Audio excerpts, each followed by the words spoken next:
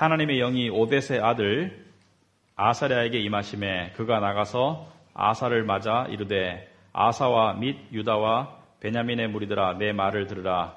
너희가 여호와와 함께하면 여호와께서 너희와 함께 하실지라. 너희가 만일 그를 찾으면 그가 너희와 만나게 되시려니와 너희가 만일 그를 버리면 그도 너희를 버리시리라. 이스라엘에는 참신이 없고 가르치는 제사장도 없고 율법도 없은 지가 오래되었으나 그들이 그 환난 때 이스라엘 하나님 여호와께로 돌아가서 찾음에 그가 그들과 만나게 되셨나니 그때 온 땅의 모든 주민이 크게 요란하여 사람의 출입이 평안하지 못하며 이 나라와 저 나라가 서로 치고 이 성읍이 저 성읍과 또한 그러하여 피차 상한 바 되었나니 이는 하나님이 여러 가지 고난으로 요란하게 하셨습니다. 다 같이 먼저 기도 한번 하겠습니다. 사랑의 하나님 아버지 감사합니다. 오늘 저희들을 이 자리에 불러주시고 또 하나님의 말씀을 통해서 우리에게 또 깨우침과 또 우리의 필요한 영의 양식을 주시기를 간절히 소망합니다. 특별히 지난주부터 우리가 개혁에 관해서 살펴보고 있습니다. 우리에게 왜 개혁이 필요하며 또 개혁이 어떠한 것인지를 우리가 알기를 원하고 단지 아는 데 그치는 것이 아니라 우리 삶 가운데 실천이 있기를 원합니다. 하나님 아버지께서 함께해 주셔서 정말 우리가 우리의 삶을 돌아보고 조금이나마 변화할 수 있는 계기를 마련할 수 있도록 주님 인도하여 주시옵소서. 예수님 이름으로 기도합나이다. 아멘. 지난주부터 우리가 15장 말씀을 가지고 개혁에 관해서 아사왕의 개혁에 관해서 말씀을 하고 있습니다. 지난주에는 개혁이 무엇인가?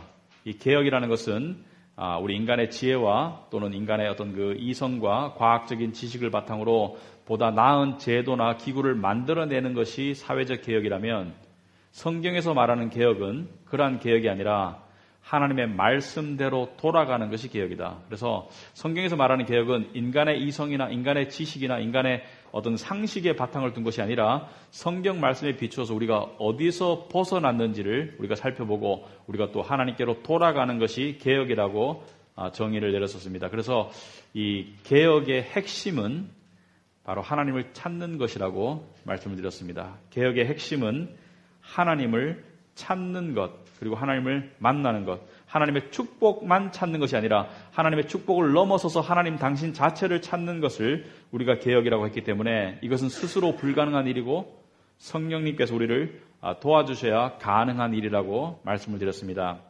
자, 오늘 보면 이 2절에 오벳의 아들 아사랴라는 선지자가 이 아사 왕에게 와서 이렇게 말을 합니다.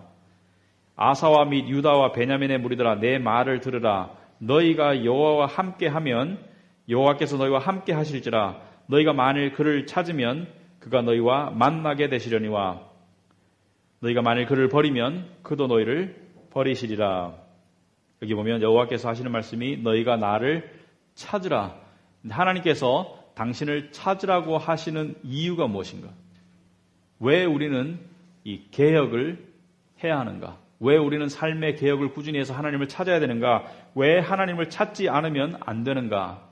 세상 사람들을 보면 하나님을 찾지 않고도 편안하게 잘 먹고 잘 사는 사람들이 있는 것 같은데 왜 하나님께서는 당신을 찾으라고 하는가? 왜 우리는 이렇게 복잡한 생각을 하며 살아야 되는가? 여러분 살다 보면 여러분 그런 습관이 있어요?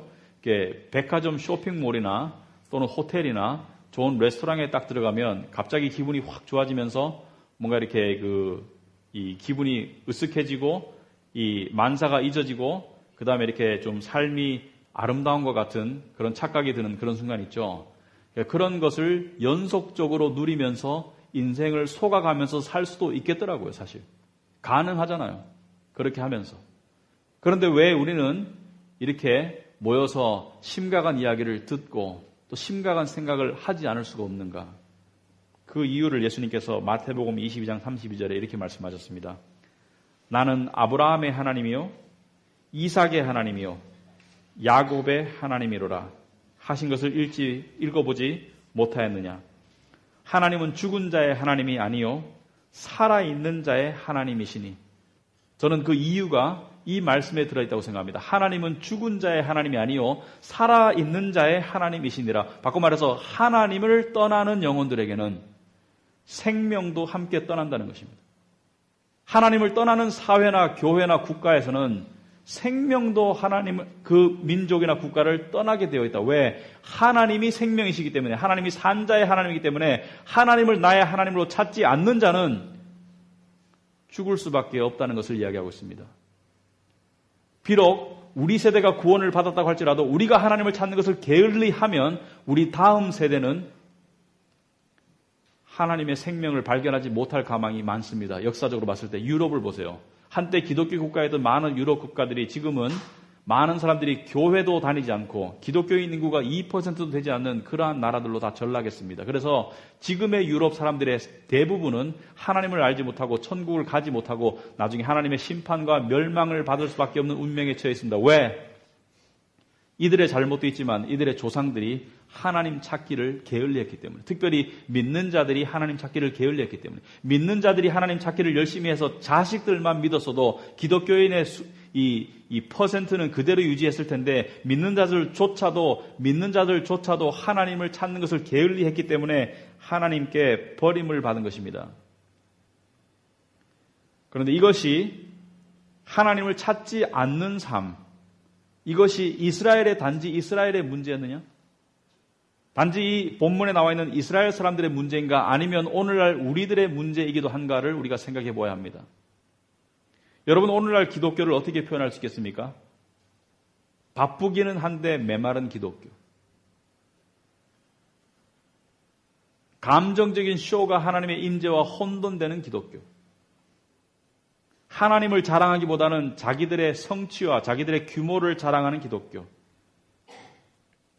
여러분, 그런 생각 해본 적 있으신지 모르겠지만 무언가 열심히 교회가 움직이고 있는데, 목표를 향해 나아가고 있는데, 어디론가 교회의 비전을 가지고 교회들이 무언가를 지금 추구해서 나아가고 있는데 그 안에 하나님이 함께 하시지 않을 수도 있다는 생각 해본 적 있으세요? 출애굽기에 보면 이스라엘 백성들을 이끌어내신 분이 하나님입니다. 애굽 땅에서 모세를 통해서 이끌어내신 분이 하나님이고, 광야 시내산에서 십계명을 주신 분도 하나님입니다. 그 하나님께서 이들을 인도하셨는데, 이 이스라엘 백성들이 출애굽기 32장에 보면 이 금송아지를 만들어요. 모세가 시내산에 올라갔다가 내려오는 것이 더디니까 참지 못하고 금송아지를 자기 생각대로 만들어서 하나님이라고 하고 난 다음에 이 금송아지가 우리를 애굽 땅에서 이끌어낸 여호와시니라라고 그 금송아지를 우상 숭배합니다. 그럴 때 하나님께서 이 이스라엘 백성들을 멸망시키려고 하니까 모세가 빌지어 백성을 대표해서 멸망시키지 말라. 그런데 하나님께서 그 다음 장 33장에 3절에 이런 말씀을 하십니다. 너희를 젖과 꿀이 흐르는 땅에 이르게 하려니와, 젖과 꿀이 흐르는 땅은 가나안 땅을 말합니다. 지금 하나님께서 이스라엘 백성들을 인도하셔서 가나안 땅으로 이끌고 가고 계신데 너희는 그곳에 이를지 모르지만 나는 너희와 함께 올라가지 아니하려니. 이게 무슨 뜻입니까? 너희는 열심히 올라가거라. 내가 약속한 가나안 땅에 그 축복도 내가 주마. 네가 그 원하는 그 젖과 꿀이 흐르는 그 축복도 내가 줄게. 그렇지만 나는 너와 함께 하지 않으려니와. 무슨 말씀입니까? 네가 그렇게 원하거든 축복까지는 줄 수 있지만 나는 너희와 가지 않겠다는 하나님의 결연한 말씀인 것입니다. 우리가 무언가 열심히, 우리 오늘날 교회들이 뭔가 추구하고 프로그램을 가지고 뭔가 목표를 세우고 뭔가 어떤 뜻을, 인간적인 뜻을 이루려고 하지만 하나님께서 하시는 말씀은 그 축복은 내가 이루어 줄지 몰라. 그렇지만 나는 너희와 함께 하지 않으려니와. 하나님의 임재가 없다는 것을 이야기합니다. 하나님의 임재가 없으면 인간이 아무리 노력하고 떠들고 요란스럽게 해봤자 다 울리는 꽹과리 같고 속빈 강정과 같다고 할 수 있습니다.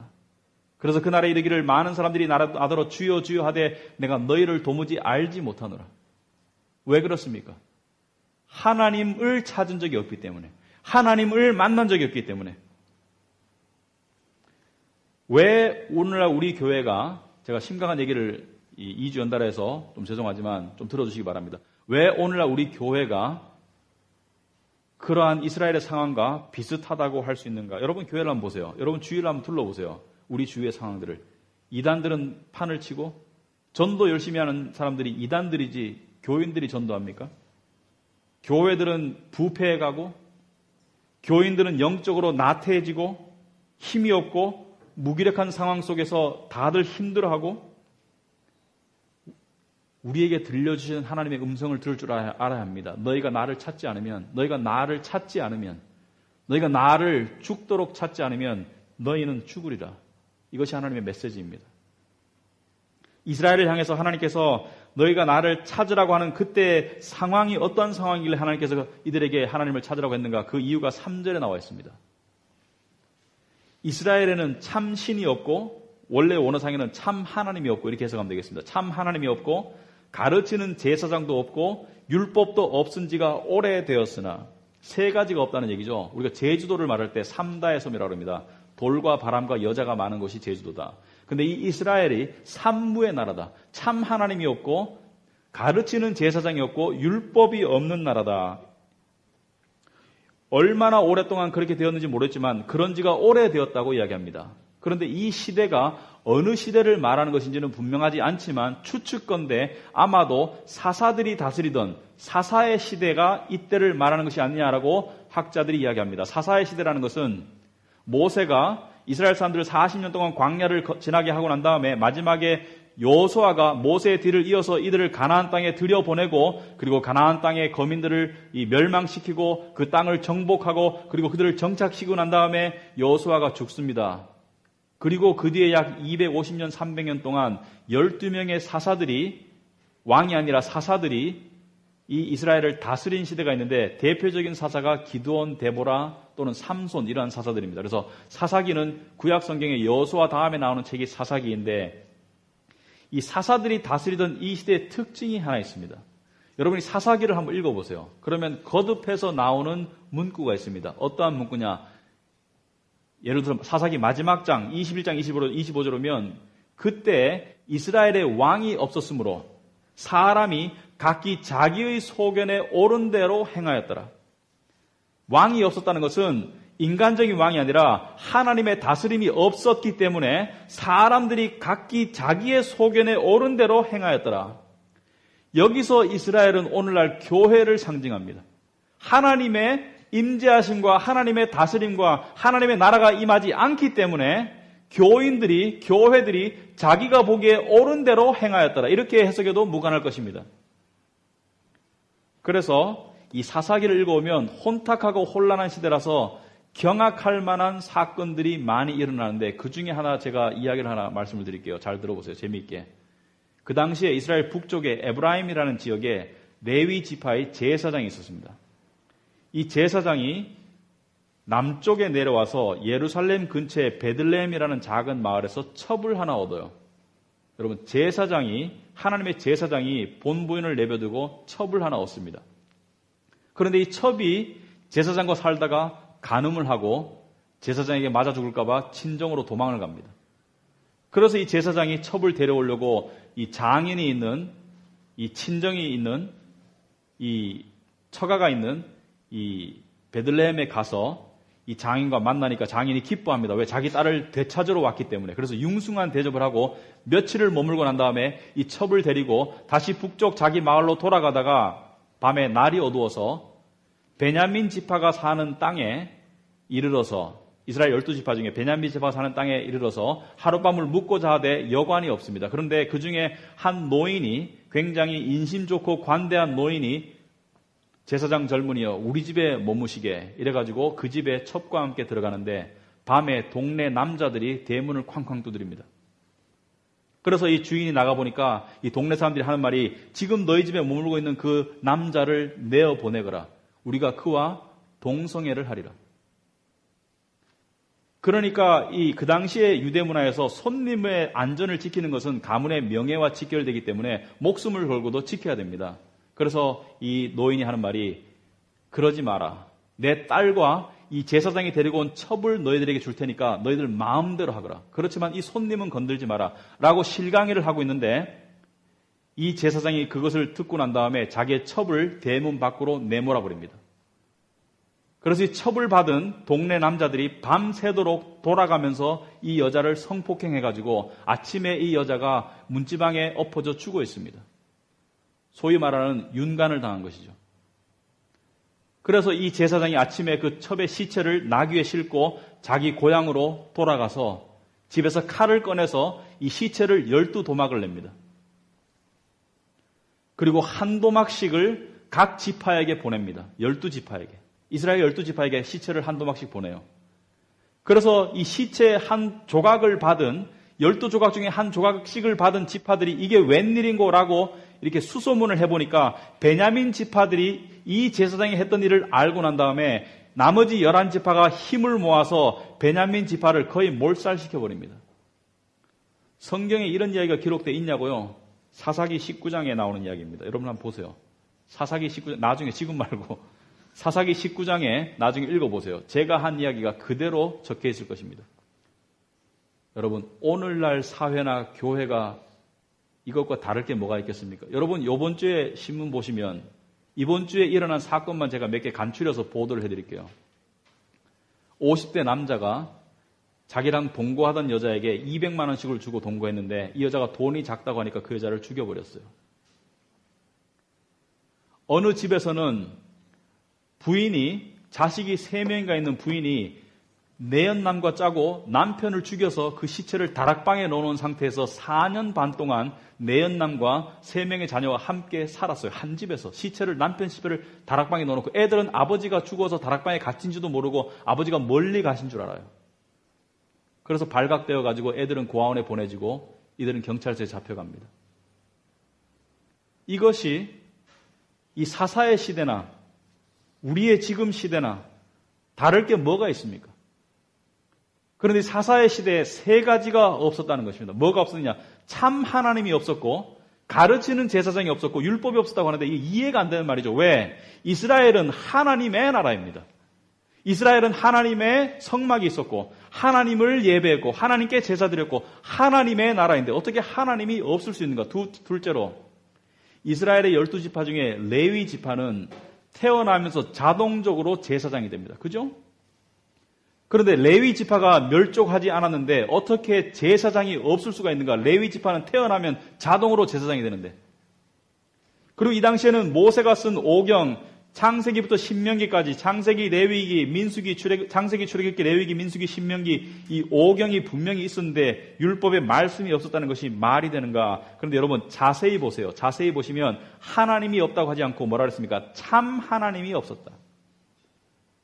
하나님은 스스로 계신 분이기 때문에 우리가 있다 없다를 정할 수 없는 존재입니다. 그럼에도 불구하고 이스라엘에 참 하나님이 안 계셨다는 것이 무슨 뜻인가? 참 하나님이 안 계셨다는 것은 참으로 하나님을 찾는 사람들이 없었기 때문에 하나님의 진정한 임재가 이스라엘이 하나님의 나라임에도 불구하고 그 안에 하나님의 진정한 임재가 없었다는 것을 이야기합니다. 그들이 하나님의 이름을 부르고 기도했을지는 모르지만 그들이 하나님께 예배했을지는 모르지만 그들의 마음속에는 자신들의 욕심과 우상으로 가득 찼기 때문에 그들을 이스라엘 나라의 백성들의 삶 가운데 하나님의 참다운 임재하심이 없었다는 것을 이야기합니다. 이것이 현재의 우리의 상황과 아주 흡사하다고 생각합니다. 교회들 안에 하나님이 없으신 지가 꽤 오래되지 않았는지 모르겠습니다. 우리 교회들 안에 참 하나님의 임재가 없은 지가 오래되었지 않나 모르겠습니다. 왜냐하면 하나님을 찾지 않고 하나님을 수단이나 또는 조연으로 여기는 사람들이나 교회가 모인 곳에 하나님이 계실 리가 만무하죠. 하나님의 이름을 부르고 하나님을 이용하지만 내 욕심을 채우려고 하는 교회들, 내 욕심을 채우려고 하는 사람들, 또는 하나님이 예배의 중심이 아니라 무슨 콘서트, 프로그램, 간증, 인간의 행위가 중심인 속에 하나님께서 조연으로 계실 리가 없다는 것입니다. 왜? 갈라디아서 6장 7절에 보면 스스로 속이지 말라. 하나님은 업신여김을 받지 아니하시나니 하나님은 우리가 업신여길 수 없을 뿐만 아니라 업신여김을 당하도록 당신이 스스로 내버려 두시는 분이 아니기 때문에 하나님을 수단으로 취급하는 교회들과 사람들 사이에서 하나님이 업신여기고 계신 분이 아니라는 것이죠. 그러므로 하나님은 참 하나님의 임재가 없는 교회들이 수두룩빽빽합니다. 십자가가 있다고 해가지고 하나님의 이름을 부른다고 해가지고 그 속에 하나님이 있다고 착각하지 마시기 바랍니다. 우리가 진정 하나님을 찾지 않으면 참 하나님의 임재는 그 안에 있을 수가 없습니다. 더구나 오늘날 많은 크리스천들이 하나님은 나를 중심으로 돌아다니시는 인공위성쯤으로 생각해요. 내가 편할 때 찾고 필요할 때 찾고 내가 기분이 좋고 할 일이 많고 바쁘고 재미있을 때는 어디 구석방에 처박아 놓는 하나님, 그런 하나님은 우리 생각 속에 만들어내는 우상의 모습이지 진짜 참 하나님의 모습이 아니라는 것을 우리가 알아야 합니다. 여러분, 우리가 왜 이렇게 신앙생활을 하고 있을까요? 왜 오늘날 많은 사람들이 하나님을 하나의 액세서리 정도로 생각할까요? 왜 그럴까요? 왜냐하면 우리가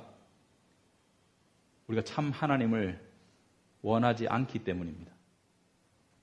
참 하나님을 원하지 않기 때문이에요. 하나님을 찾을지는 몰라요. 왜? 필요해서. 축복이 필요해서. 문제 해결해 달라고. 건강하게 해달라고. 벌 주지 말라고. 그러나 참 하나님을 원하지 않아요. 그 차이를 아시겠어요? 한 가지 더 우리가 이것을 알 수 있는 방법이 있습니다. 여러분, 하나님을 생각해 보신 적 있나요? 당신의 핏값으로 사신 이 교회들에게 업신여김을 당하고 있는, 교회들에게 무시당하고 있는 하나님의 심정을 생각해 본 적이 있나요? 여러분 언제 여러분의 욕심이 안 되어서 여러분의 갈망이 안 이루어져서 안 달래는 거 말고, 여러분의 마음이 적적해서 슬퍼서 우는 거 말고, 여러분이 하나님 때문에 울어본 적 있어요? 언제 하나님 때문에 가슴이 아파본 적 있어요? 하나님의 이러한 심정 때문에? 어느 영혼이 있어서 자기 갈망이 안 이루어지고 욕심이 안 채워지는 것보다 하나님이 외면당하시는 이 시대의 상황을 더 가슴 아프게 생각하는 영혼이 있겠습니까? 그런 영혼이 이 땅에 하나라도 있었으면 하나님께서 부흥을 주셨을지 모릅니다. 둘째로, 제사장이 없다고 하지 않았습니다. 가르치는 제사장이 없다고 했습니다. 그 당시에 제사장은 수두룩빽빽했습니다. 그러나 가르치는 제사장이 없었다. 가르치는 제사장이 없었다는 것은 무엇을 말합니까? 그것은 첫째로 진리를 알고 전달하는 제사장이 없었다. 자기 생각대로, 자기 욕심대로 사람들을 조종하려고 말씀을 읽어놓고 자기 생각을 갖다 붙여서 이야기했지, 말씀 그대로의 진리를 자기가 받고 깨달아서 전달하는 제사장들이 없었다. 둘째로, 진리대로 꾸짖는 제사장들이 없었습니다. 여러분, 오늘날 목사님들 중에 성도들을 꾸짖는 목사님들이 많아요. 권위적으로, 율법적으로 성도들을 가둬놓고 자기의 욕심에 안 따라온다고 꾸짖는 목사님들은 많아도 말씀의 진리에 비추어서 자기도 꾸짐 당하면서, 자기도 꾸지람 당하면서 함께 꾸짖어주는 그러한 성도들이 없다는 것이죠. 그러한 목사님들이. 그래서 옥하는 목사님이 지난주에 제가 소개했던 말이 그거 아닙니까? 단 것은 먹이고 쓴 것은 먹이지 않으려는 나쁜 설교자가 되었습니다.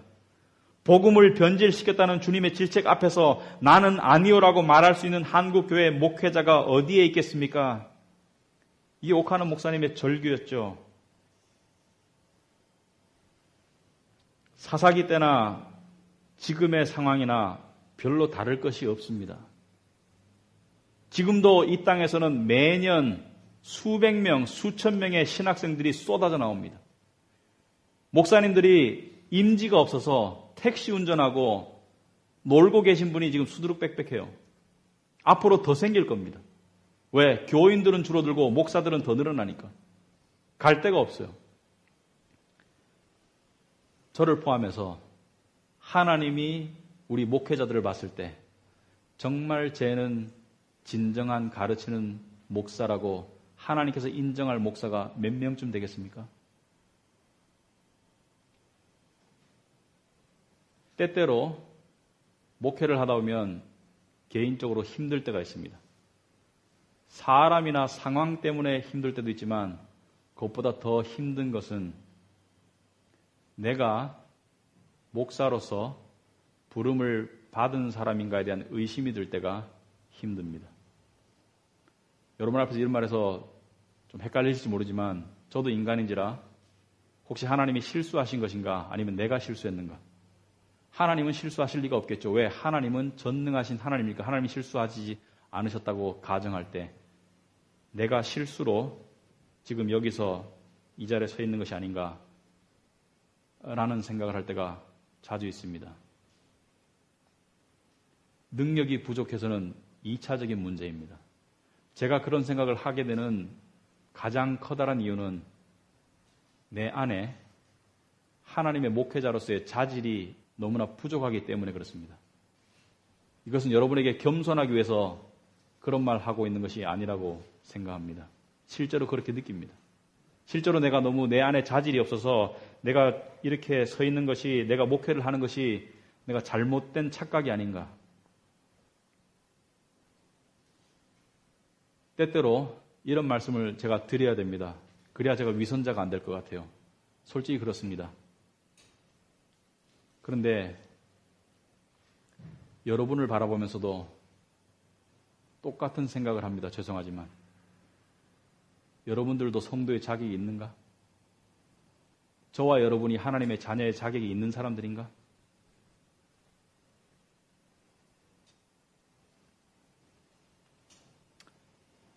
저와 여러분이 축복과 기분 좋은 이야기와 잘 나가는 상황은 좋아하지만 우리가 정말 하나님을 좋아하는가?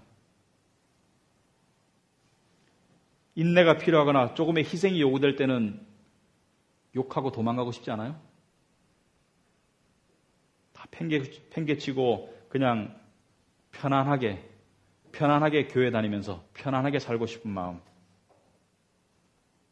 우리 대부분이 하나님 앞에서 자아가 너무 강하죠. 그래서 이 강한 자아들을 서로 맞춰주고 있어요. 닭이 먼저인지 알이 먼저인지 모르지만 목회자들이 잘못되는지 성도들이 귀가 간지러서인지 모르지만 서로 비위 맞추는 세상이 되었습니다. 목사들의 욕심과 비위를 맞춰주는 것을 성도들은 말씀과 하나님의 권위를 채워주는 것이라고 착각하고 교인들의 귀 간지러운 이야기를 해주는 것이 그것이 은혜를 끼친다고 목사들은 착각하고 있어요. 교인들이 눈물 흘리고 그냥 가슴이 따뜻해지면 그것이 은혜라고 착각해요. 그리고 다 되었다고 거래가 끝났다고 생각해요. 말씀이 이용당하는 시대이지 말씀의 진리가 제대로 가르쳐지는 시대가 아닌지 오래되었다고 생각합니다. 그럼에도 불구하고 왜 하나님은 우리를 버리지 아니하실까요? 왜 하나님은 우리를 버리지 아니하실까요? 여러분 생각해 보세요. 하나님이 이스라엘 백성 버렸듯이 우리를 버리셨다면 우리는 12번, 수백 번도 더 버림을 받았을 텐데 왜 하나님은 우리를 버리지 않으실까요?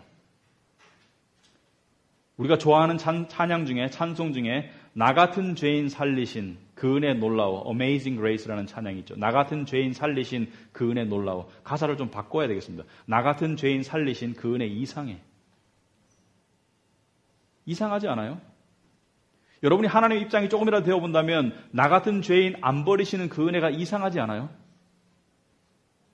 그런데 복음을 깨달으면 이상할 것은 없습니다. 놀랍고 감사할 뿐이지. 왜냐하면 예수 그리스도가 2000년 전에 오셔서 여러분과 저의 죄 때문에 하나님께 버림받으셔야 될 모든 것을, 여러분 예수님은 하나님께 한 번도, 당신의 아버지께 한 번도 버림받으신 적이 없습니다.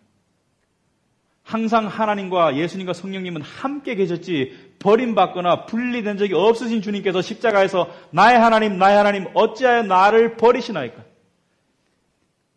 영원토록 한 번도 겪어본 적이 없는 것을 성자 예수님께서 아버지께 버림받는 그 십자가의 고통 때문에 내가 버림받아야 될 그 버림받으심을 대신 받으셨기 때문에 우리가 버림받지 않는 것을 우리가 알아야 합니다.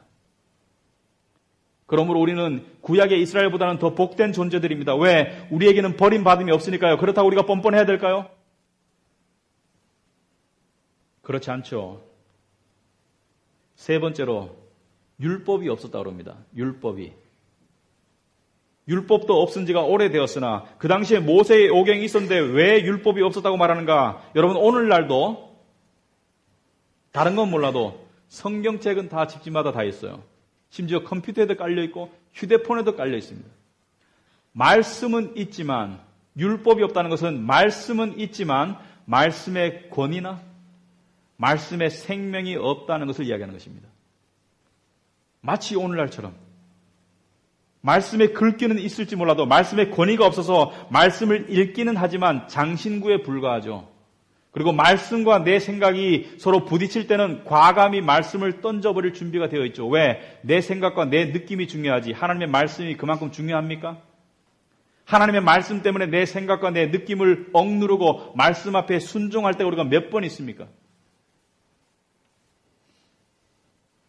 말씀을 읽을 때 하나님께 꾸지람을 듣고 하나님을 찾기 위해서 읽는 것이 아니라 나를 만족시키려고 읽죠. 말씀을 이용하는 시대이지 말씀의 진리가 제대로 가르쳐지는 시대가 아닙니다. 이단도 마찬가지고 우리 기성교회들도 마찬가지입니다. 몇 년 전에 미국 캘리포니아에서 좀 목회로 세상적으로 말하면 성공하신 목사님이 갑자기 사임을 했어요. 근데 목회도 교회 규모도 커졌고 그리고 어떤 스캔들이 있어서 이 사람 보고 그만두라고 하는 것도 아니고 그리고 어떤 나이도 젊어서 은퇴할 나이도 전혀 아닌데 이 목사님이 사임을 했습니다. 프랜시스 찬이라는 목사님이. 근데 이 사람이 은퇴하고 난 다음에 그 이유를 이야기했어요. 몇 가지 이유를. 그 중에 하나가 이것입니다. 만약에 사도 바울이 내가 지금 목회하는 이 동네에 교회를 개척했다면 우리 교회만큼 컸을까요? 여러분 거꾸로 생각하시죠. 예수님이 교회를 개척했으면 엄청나게 수십만 명 모일 것 같죠. 이분이 또 한 말씀이 예수님이 만약에 이 동네에 교회를 개척하셨다면 얼마나 사람들이 모였을까요? 그런데 내가 개척했는데 이렇게 사람들이 모이는 걸 보니 뭔가 내가 잘못 가르쳤는 게 분명합니다. 그래서 사임하고 제3세계로 가서 새로이 목회를 하겠다고 그렇게 이야기를 했습니다. 물론 큰 교회는 다 나쁘고 작은 교회는 좋다고 말씀드리는 거 아닙니다. 작은 교회도 하나님을 찾지 않기는 마찬가지고 큰 교회도 찾지 않기는 마찬가지입니다. 큰 교회 중에서도 건강한 교회가 있을 수 있고 작은 교회 중에서도 건강한 교회가 있을 수 있습니다. 제가 하는 말의 요지는 우리 교회 전반적으로 봤을 때, 우리 신앙생활 전반적으로 봤을 때 지금은 내 생각대로, 내 느낌대로 하나님을 들었다 놨다 하는 시대이기 때문에 참 하나님이 계시지 않고 참 제사장이 없고 참 말씀의 권위가 없는 시대를 살고 있기 때문에 우리도 조심해야 된다는 것을 말씀드립니다. 우리도 정말 깨달아야 합니다. 그리고 우리도 문제의 일부라는 것을 깨달아야 합니다. 우리도 찔려야 합니다. 여러분 은혜 중에 좀 차원이 높은 은혜가 있어요. 직장이 되었습니다. 집을 옮겼습니다. 무슨 차를 새로 샀습니다. 그런 거 말고 좀 더 고차원적인 은혜가 있습니다. 성경에 보면. 그것이 찔림의 은혜입니다. 찔림의 은혜. 내 마음과 양심이 찔리는 은혜. 그래서 이 돌처럼 딱딱해지고 정말 썩을 대로 썩은 마음에 새로운 피가 돌 수 있는 은혜. 하나님을 향해서 뜨거운 피가 다시 돌아갈 수 있는 그 실마리가 되는 은혜. 그러려면 수술의 칼이 여러 번 들어와야 돼요. 여러분 기도해 보세요. 하나님께. 그런 기도해 보세요. 찔러달라고. 계속 찔러달라고. 하나님이 너무나 좋아하실 기도 제목입니다. 하나님 찔러주세요. 쑤셔주세요. 그래서 내가 이 딱딱한 가슴에 생명의 피가 다시 돌 수 있도록 찔러달라고. 더 이상 무엇이 옳음인지, 무엇이 그름인지, 무엇이 진리인지, 무엇이 진리가 아닌지, 무엇이 교회의 올바른 모습인지, 무엇이 비즈니스의 모습인지 목회자들에게 기대하지 마세요. 목회자들이 스스로 자정할 범위를 이미 넘어선 지 오래입니다. 여러분 성도님들이 깨어야 합니다. 여러분들이 마음을 다잡아야 합니다. 그래야 한국교회에 희망이 있습니다. 거창하게 한국교회 하지만 여러분 생명, 여러분 하나에 여러분이 충실하시면 됩니다. 여러분 자기의 영혼이 깨어있도록 여러분이 살아야 합니다. 그래야 하나님께서 여러분을 들어 쓰실 수가 있습니다. 기도하겠습니다. 하나님 아버지,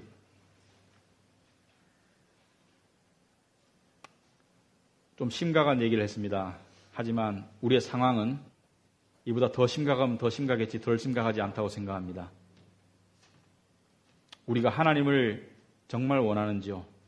우리가 하나님이 정말 필요한 것을 알기는 아는지요? 조금 기쁘다가 환난과 고난이 있으면 주신 일도 바로 팽개치는 우리가 아닌지요? 결연함이 없는 우리의 모습이 아닌지요? 세상이 손짓하면 하나님을 예배하는 것보다 세상의 손길에 딸려가서 언제라도 즐거운 시간을 가질 준비를 가진 저희가 아닌지요? 이렇게 신앙생활을 할 수 없음을 하나님께서 잘 아실 것입니다. 하나님 도와주시옵소서. 우리에게 찔림이 있도록 도와주시옵소서. 우리가 깨어남이 있을 수 있도록 도와주시옵소서. 예수님 이름으로 기도하옵나이다. 아멘.